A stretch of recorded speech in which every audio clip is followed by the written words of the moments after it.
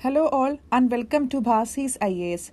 Let's take up today's news analysis, that is 6th December 2019. Let's get into our first article of discussion. Our first article is regarding Indian economy, precisely regarding RBI measures and policies.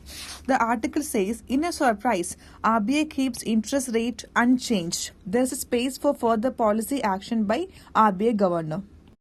First of all, let us understand why the heading says in a surprise, because everybody thought that there will be a change in the repo rate in the meeting which was held last day, but in a surprise to the economy, there was no change. That means the interest rate remained unchanged. So next we will understand why in news. This is in news because RBI surprised the market by keeping the policy interest rate unchanged at 5.15% at the 5th bi-monthly monetary policy review meeting despite slowing economic growth, citing inflation concerns. So before getting deep into the article and the details entitled there, first we'll try to understand what is Monetary Policy Committee and what's the structure and what are the functions mentioned for this committee. So basically MPC or Monetary Policy Committee is the body of RBI headed by the governor, that is RBI governor, responsible for taking important monetary policy decisions about setting the repo rate. Repo rate is the policy instrument in monetary policy that helps to realize the set inflation target by the RBI. At present, inflation target is 4%. So MPs have actually replaced previous arrangement, and that was called Technical Advisory Committee. It has replaced Technical Advisory Committee or TAC. Okay, it was set up after an MOU signed between government and RBI about conduct of new inflation targeting monetary policy framework in Feb 2015. So this was set up on the basis of this target called Monetary Policy Framework in 2015. An MOU was signed between Indian government and RBI. First meeting of MPC was held in the year 2016. From that, every bi-monthly the committee meet. What is bi-monthly? Once in 2 months. Once in 2 months. So precisely they meet every 6 weeks. After every 6 weeks interval, they meet. As I told you, it was first met in 2016. This was done after the government made amendment to RBI Act on June 27, 2016. Committee's meeting also marked the beginning of full-fledged implementation of new inflation targeting monetary policy framework. So what is this? What is our takeaway from this slide? Monetary Policy Committee was set up by signing an MOU between Government of India and RBI. It was started in 2016. It meets every 6 weeks, or we can say it meets bi-monthly. Okay. And it was set up under Monetary Policy Framework Understanding of the Inflation Targeting. Now let us understand the structure of the Monetary Policy Committee or MPC. So MPC is formed under the RBI with 6 members. Okay, 6 members are there. Total there are 6 members, 3 internal members and 3 external members. So we'll see who all are internal members. Obviously, internal members are the governor, who is also chairman of the Monetary Policy Committee, a deputy governor and 1 officer of the RBI. And the government members are appointed by the centre on the recommendation of a search-cum-selection committee, which is to be headed by cabinet secretary, and there will be 3 members from the centre. So total there is 6 members. Now we'll try to understand what are the objectives or functions of Monetary Policy Committee. Monetary Policy Committee, as we understood, it was started in 2016 and it was done after the 2016 amendment of RBI Act. It consists of 6 members, 3 internal members and 3 external members. It makes once in 6 weeks or bi-monthly meeting is there. So we know all these things. Now we'll get into what is the objective. To maintain price stability while keeping in mind objective of the growth and to meet the challenge of an increasingly complex economy. It is entrusted the task of fixing the benchmark policy rate, that is repo rate, to contain inflation within the specified target level. Now the target is 4%. RBI and government signed Monetary Policy Framework Agreement on 2015 and based upon this MOU, Monetary Policy Committee initiated. Proposed to amend the RBI Act. This was also amended into 2016 and head of this Monetary Policy Committee it is chaired by RBI Governor himself. So as we have discussed before, we understood that why in news, because there was no policy rate change which was announced in the last MPC meeting, and the market was expecting that central bank to cut interest rates for the sixth straight time. All 6 members of the Monetary Policy Committee voted for keeping the rate unchanged. So the accommodative stance of the monetary policy was retained. The MPC has committed to maintaining an accommodative stand on long as it is necessary to revive growth while ensuring that inflation remains within the target. This was said by the RBI governor. So this forward guidance in itself indicates that there is a space for further monetary policy action. However, there is a need to optimize the impact of rate reductions. The key consideration has to be the timings of further actions, even as we monitor the impact of actions taken so far. So basically, the governor have justified that why there was no rate change happened, and he said that they are waiting for further clarity on the inflation front and steps that the government might take when the budget was proposed regarding the growth and the economic slowdown.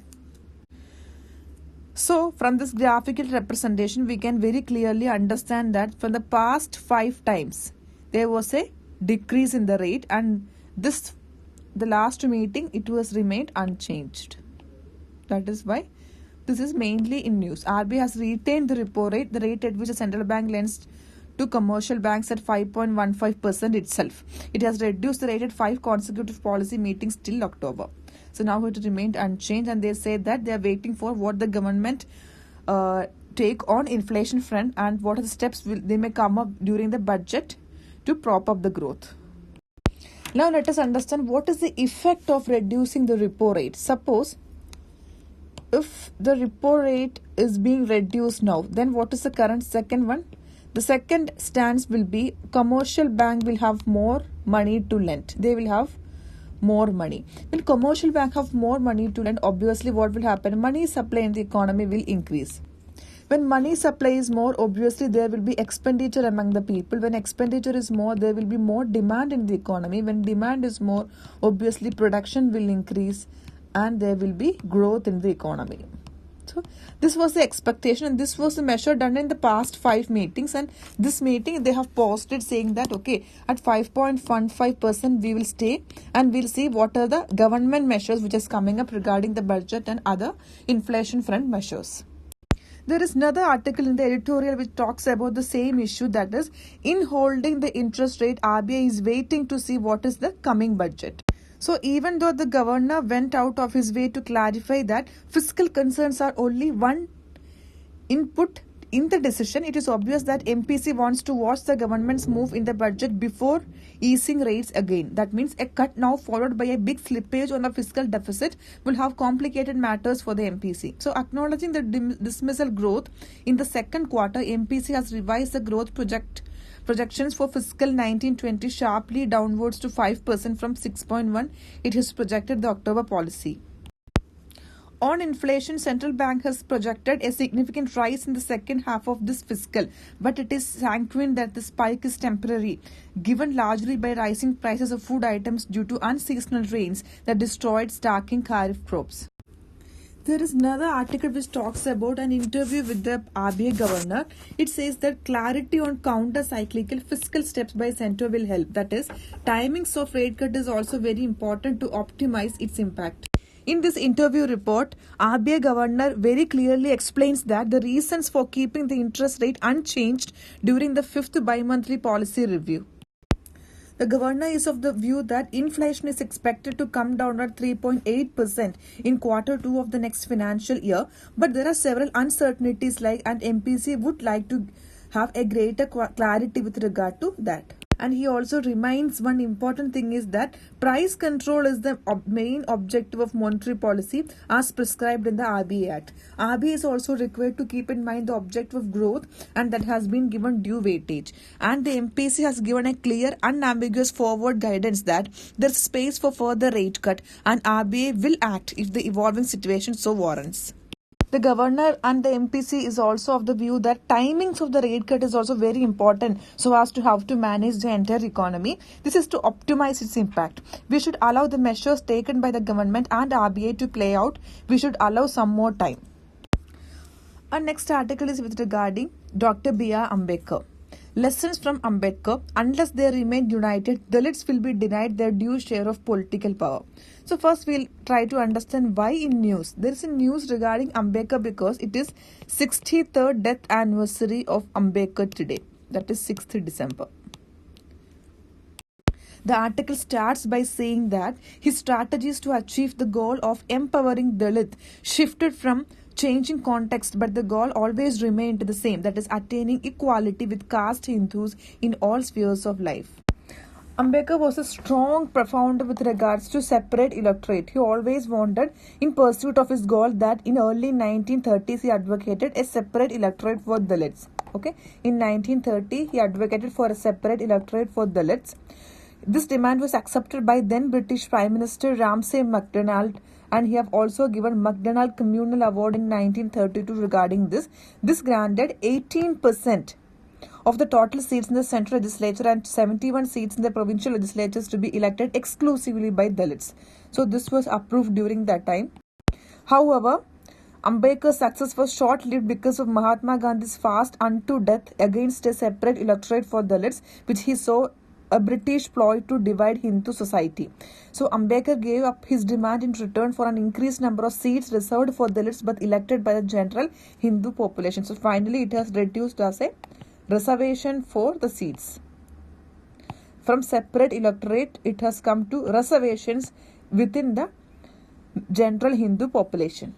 But the article says that very soon Ambedkar regretted his decision because he soon realized that given the disparity in the number of eligible voters between caste Hindus and Dalits, as well as a huge disparity in their socio-economic status, very few of the elected Dalits would be able to genuinely represent Dalit interest. Mahatma Gandhi mentioned Dalits as Harijans or God's children, but Ambedkar stick to the word like Dalit because he used the nomenclature Dalit both to describe the reality of the oppression and to galvanize his people to challenge and change status quo. For some time in the history, he also considered that Muslim League as a potential ally. So he concluded that if Muslims and Dalits act jointly, they could balance the political clout of caste Hindus. But this was also vanquished in 1940 when separate Muslim majority states were demanded during the Muslims League's Lahore resolution. As we all know, after independence, Ambedkar made peace with the Congress leadership, believing that he could enhance Dalits' right from within the power structure. So he became the law minister and chairman of Constitution Drafting Committee. He resigned from the cabinet in 1951 when his draft of the Hindu Code Bill was stalled in Parliament because conservative Hindu members opposed it. Article summarizes by saying that still there are three major problems that continue to bedevil Dalit activism. First one is that intra-Dalit differences based upon subcaste allows forces opposed to Dalit empowerment to divide Dalits and deny them the clout that they can wield the Indian polity. Second one is that interpersonal rivalry among Dalit politicians leads to the same result. And the last one is that inability of the Dalit leadership to stick to their non-Dalit allies, especially in times of political adversity, makes them appear as unreliable political partners.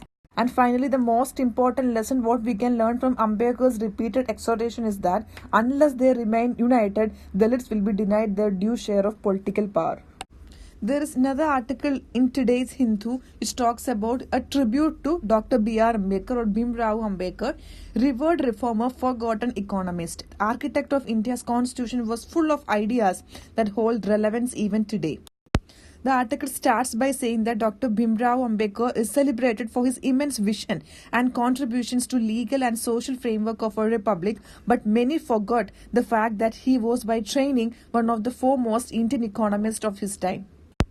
Dr. B.R. Ambedkar is armed with a double PhD from Columbia University in New York and London School of Economics. He first set his mind to the emancipation of smallholder farmers who were trapped in cycles of debt with access to inputs restricted to those of privileged caste.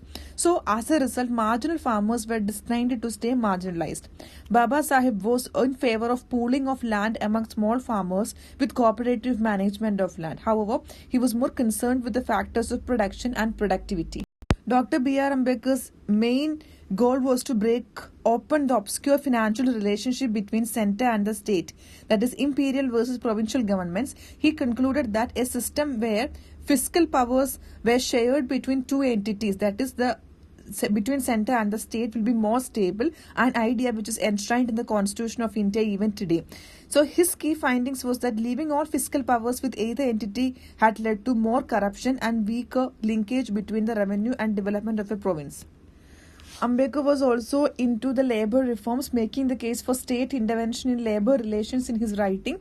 What is called liberty from the control of state is another name for dictatorship of the private employer. One of the most important right which we lack even today is the women's right. So he was instrumental in drafting special laws to protect and the rights of women in mines and factories, as well as recognizing maternity in the law. Maternity rights in modern India owe their existence to Baba Sahib Ambedkar. He was also a driving force between ESIC or Employee State Insurance and collection of industrial and labor statistics to track the progress of labours. In keeping with this spirit, Delhi government earlier used statistics to determine a real wage for labour and implement the most progressive minimum wage in the country. Under his leadership, Central Water Commission and Central Electricity Authority were convened and until this day ensured that large-scale water and power management projects account for the needs of all Indians. The article summarizes by stating that on his death anniversary, which is 63rd death anniversary today, let us commit to learning more about his truly great Indian who was full of ideas much ahead of his time. Ambedkar was a leader, reformer, constitutionalist, economist whose contributions have touched every aspect of life of modern India. Our next article is regarding Nirav Modi. Nirav Modi now a fugitive economic offender. Government can confiscate all his property. So first we'll try to understand what is this fugitive economic offender means. Regarding fugitive economic offender, Vijay Mallya became India's first declared fugitive economic offender. Fugitive Economic Offender Act FEOA comes into existence in the year 2018, that is last year. It allows declaring a person an offender after an arrest warrant is issued and the value of economic offence is more than 100 crores. If he refuses to return home country to face prosecution. The special court looking into this matter can order for the confiscation of the offender's property. So as we discussed, Fugitive Economic Offenders Bill was passed in the year 2018. Vijay Mallya was the first person who was declared as Fugitive Economic Offender in the country. And it helps in laying down the measures to deter economic offenders from evading the process of Indian law by remaining outside the jurisdiction of Indian courts. Offences worth 100 crore or more under the purview of the bill. Fugitive economic offender is a person against whom an arrest warrant has been issued in respect of a scheduled offence. That is, a scheduled offence refers to a list of economic offences contained in the schedule to this bill, who have left India so as to avoid criminal persecution or being abroad refugees to return to India to face criminal persecution. And what is the impact of passing this bill? Expected to re-establish the rule of law with respect to the fugitive economic offenders, as they would be forced to return to India to face trials for scheduled offences. So we are expecting that they may be coming back to India to face the prosecution. Second one is that help the banks and other financial institutions to achieve higher recovery from the financial defaulters committed by such fugitive economic offenders, improving the financial health of such institutions. And the third one is that expeditious confiscation of proceeds of the crime in India or abroad, that is, would coerce the fugitive to return to India to submit to jurisdiction of courts in India to face the law in respect of scheduled offences. Now we'll come back to our article of discussion. This was regarding Nirav Modi is a fugitive economic offender now. So this is in news because a Special Prevention of Money Laundering Act court here on Thursday declared that diamond trader Nirav Modi, an accused in the Punjab National Bank scam case, declared as a fugitive economic offender. Nirav Modi is the second person to be declared as fugitive economic offender under the new Fugitive Economic Offenders Act after liquor baron Vijay Mallya. Now the union government can confiscate his assets. So as we discussed prior, the act was introduced to deter fugitive economic offenders from evading from the process of law in India by staying outside the jurisdiction of Indian courts. Now, what is the after effect or what are the benefits by announcing a person or nomenclature being given to a person who is called as a fugitive economic offender? The impacts are the court will now begin the proceedings to confiscate his assets. It served notice to all parties and adjourned the matter to June 10. At the same time, Nirav Modi is in judicial custody in London. That's all for today. Hope this helps. Thank you.